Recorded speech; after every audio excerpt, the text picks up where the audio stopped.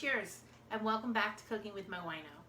So tonight we are making a autumn infused risotto.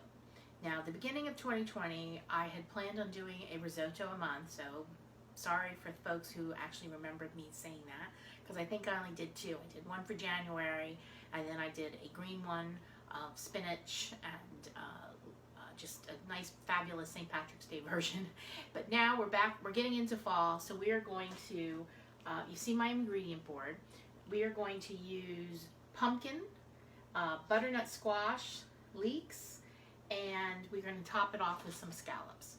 So what I have done, and I prepped and chopped everything, so we're just ready to go. One of the key things about making a risotto, you got to have all your ingredients ready to go because you're going to be stirring. It's a constant attention and love that you're giving to your pan. So what I have now is 2 tablespoons of butter and 2 tablespoons of olive oil melting here, combining. And I just want to say, I should have held this up.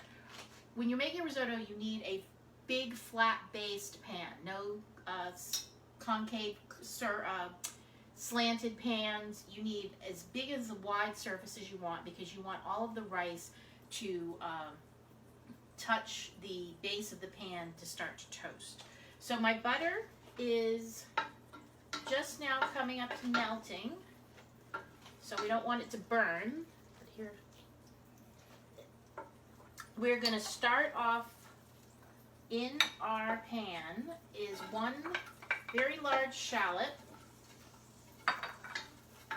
and some minced garlic, and all we're going to do is sort of soften that up. We're not trying to brown them or cook them, other than just getting them soft so that when we add our risotto rice that they're already have flavored the oil. What we are drinking today is one of my favorite Italian white wines, Vermentino, which comes from Sardinia, the island off the coast of Italy, and it's a flavorful white wine that has great minerality, and it goes great with fish, and it has a lemony citrusness to it. Citrusness, is that a word?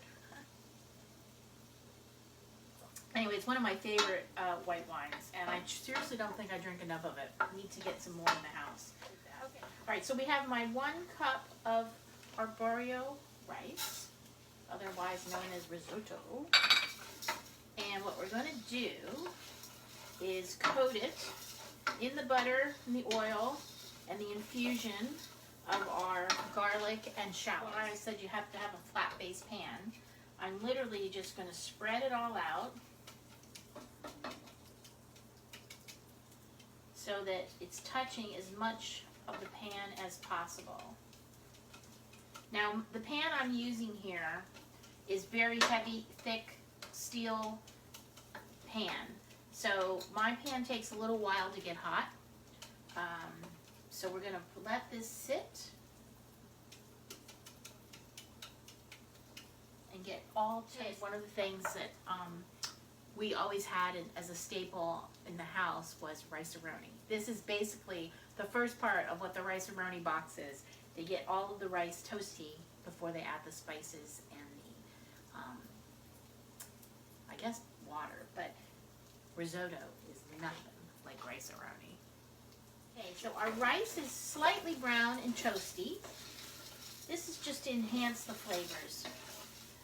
But we're not trying to burn or cook, too brown. Just a little bit of, a little toast there. So now we add our goodness. I have a cup here of my lovely Vermentino.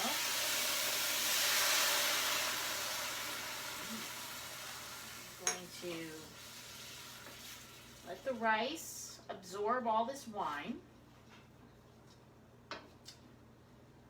And then we will start layering our lovely, lovely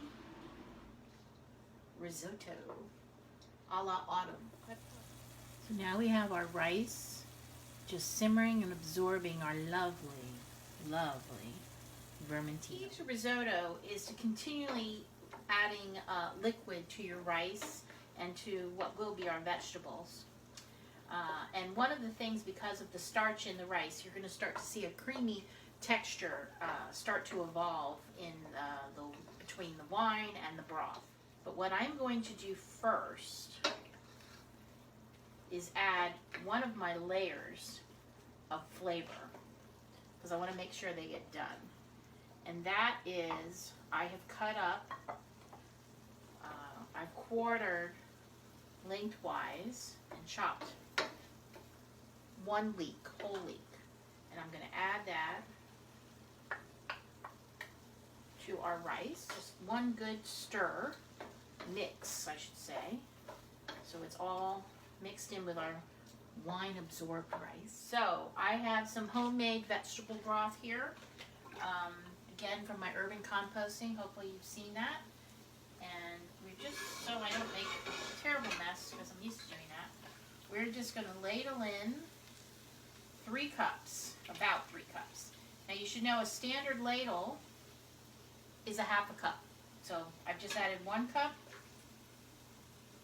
I'm adding my 1 1/2 and my 3 cups. Again, pat it down, because we want every inch of this flat bottom pan to have some of our beautiful, as of now, leek risotto. Let this sit and start to absorb. This is a different kind of risotto than I've ever made, because again, I'm trying to get the infusion of fall into my risotto. So my 3 cups of broth is cooking down. There's still some broth in here, but not yet ready for the next layer of broth. So I'm going to layer some seasoning, ginger. 1 tablespoon of minced ginger.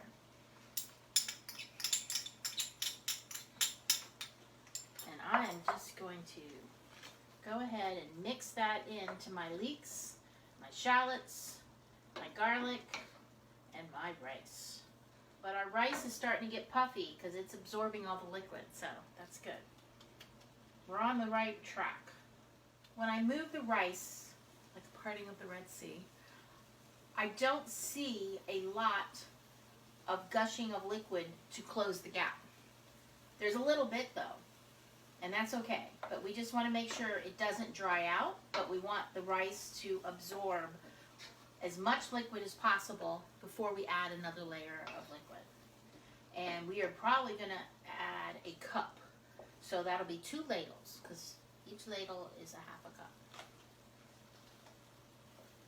And I think it's probably time we do a little ladling.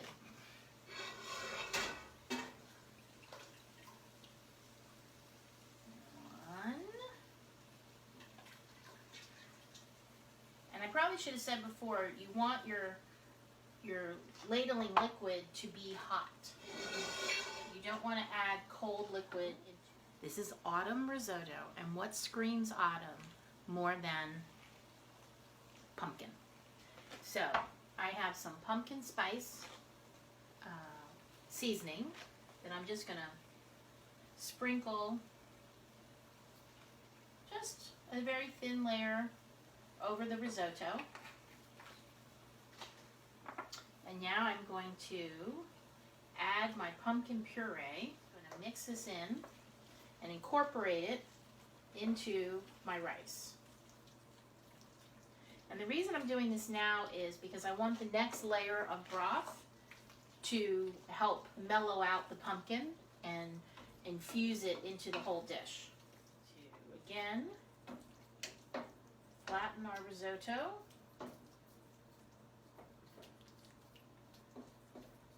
And now that it's much thicker and denser with the pumpkin, we are going to probably cook longer in between our ladling. And I'm going to again add 1 cup. And it's already boiling because it's nice and hot. Give this a stir.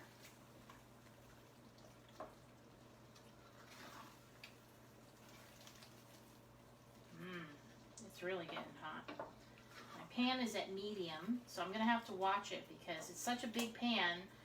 We have to make sure that the center doesn't burn out while the sides stay moist. Thus why risotto is known for always having to watch it. You can't just like leave it, set it, and forget it. You gotta. So our risotto is almost tender and perfect. However, I am still going to add more liquid because I want to really make sure this is savory and delicious. But in the meantime, because we're getting close to being done, I am starting our scallops, which we are going to sear. I have pat dry, let them soak up their moisture in the paper towel, and I've salt and peppered one side. I'm going to put it in a fry pan with some butter, and then salt and pepper the second side. And then we're going to set these off to the side and top them on our risotto. So, starting another layer of our goodness, because I happen to love spinach, and we are making this all about autumn, and greens are part of our autumn experience. So I have chopped up 2 cups of fresh spinach. I'm going to mix this into our risotto. I'm going to add a half a cup. We'll see what looks good when we get there. I think I'm going to go ahead and add the full cup because it's all about the absorption rate.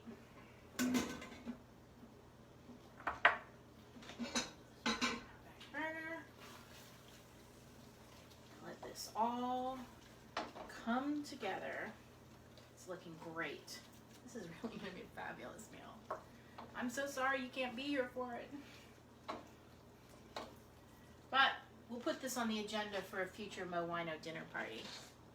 Cheers. So we've started searing our scallops. Our risotto is beautiful. And I'm just going to taste it to see on the softness. Okay. Now, it's almost soft enough to serve. However, I'm going to add a little more broth. But here's the thing. It needs salt. I'm not adding salt yet because, and anybody who's cooked with pumpkin knows that pumpkin needs salt. But we are going to be adding some Parmesan cheese, which is very salty. So we're going to hold off on the salt content. Our scallops are searing away. And we are going to add, I think, just half.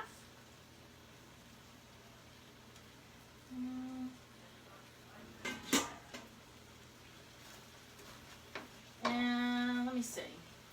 You can tell by, again, when you scrape it, it's like parting of the Red Sea. Does the liquid gush forward? Doesn't.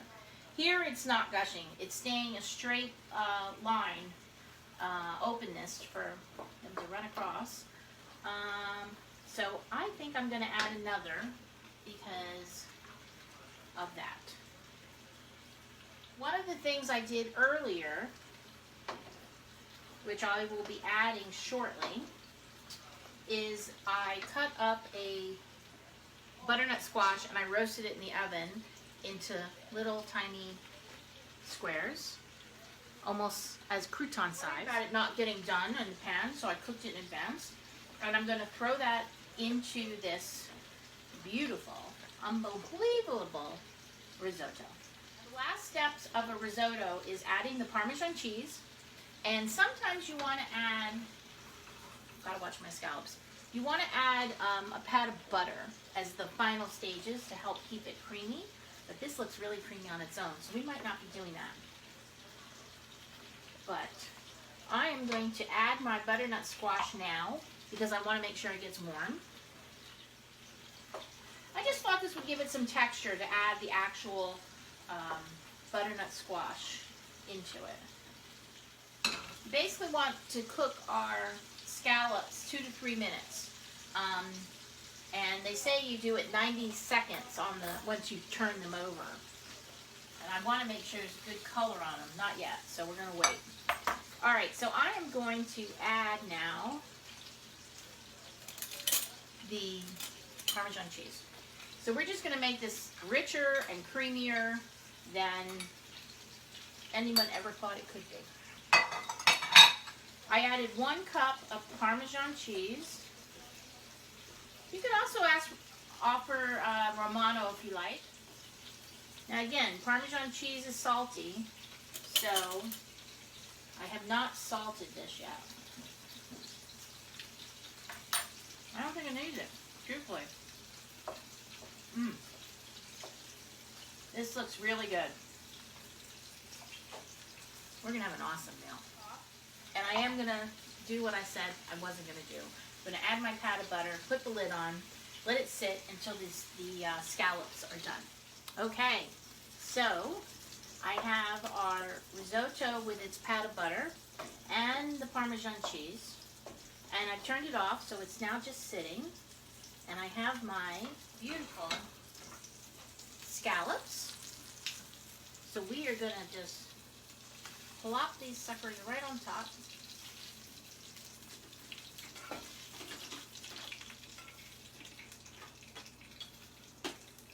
And put our lid on it. And we are done. Cheers. Live life, taste life.